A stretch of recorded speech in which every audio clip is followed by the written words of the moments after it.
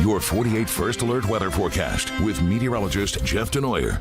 48's Umbrella a Week giveaway is sponsored by Mr. Rooter, your locally owned expert plumbers for over 34 years. All right, Jeff, speaking of beaches, I just got back from a week-long vacation down in Mexico. It was amazing.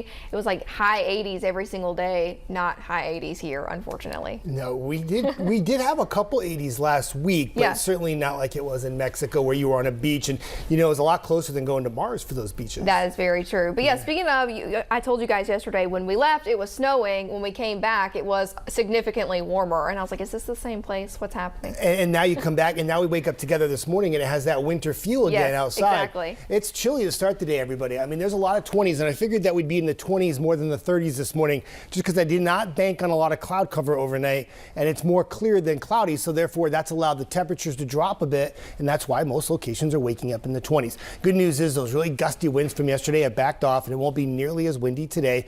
Here's that little bit of cloud cover. See how most of it's to our east? This is what I was banking on to get to those 20s, was that a lot of the area would stay mainly clear, and so far that's the way it's played out, is we have more clear skies than cloud cover. Off to the west, you see this big, huge area. Watch this right here. This is all going to kind of circulate with some rain and some snow, and this is a big area of low pressure. It's going to be like this energy provider for our next weather maker here. It's also going to make national news for the week ahead because it's going to take on a shape and become this big mid-latitude cyclone. How does that sound? That sounds scary, right? And what it's going to do, it's going to bring a variety of weather to almost the entire United States. Some snow, some rain, some severe weather. And Matthew just talked about Mardi Gras celebrating in New Orleans on Tuesday.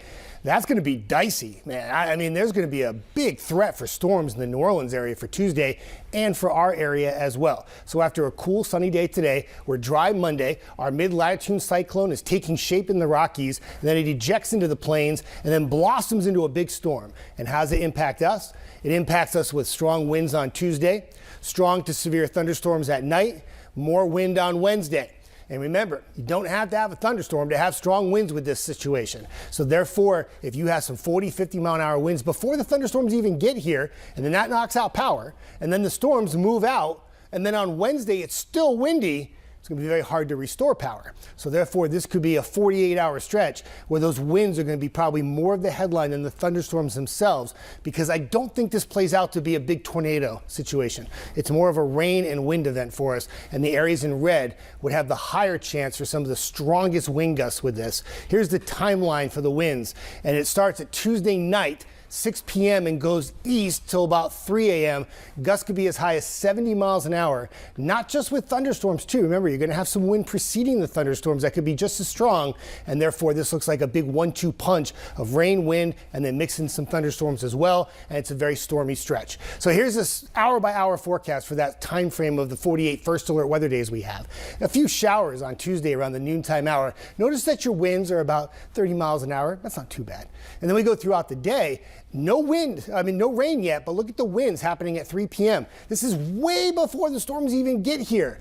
Gust up to 43, gust up to 48, 45, 47. That's enough to knock down some trees and maybe even break some limbs, right? Storms come in at night. The colors behind this graphic are the rain, and heavier bands of rain move in, and you can see the winds gusting up to 50, 52, 54, 55, and this is all going to move west to east during the overnight. The rain may shut down in the morning, but the winds are going to stay strong throughout the day on Wednesday. In fact, no precipitation, and the gusts are still over 40 miles an hour through Wednesday afternoon. Hard to get power back on if you lose power through the first initial wind event. So please stay attention to WAFF 48 for the latest. Any timeline changes in the wind and rain, we will keep you updated. All right, Jeff.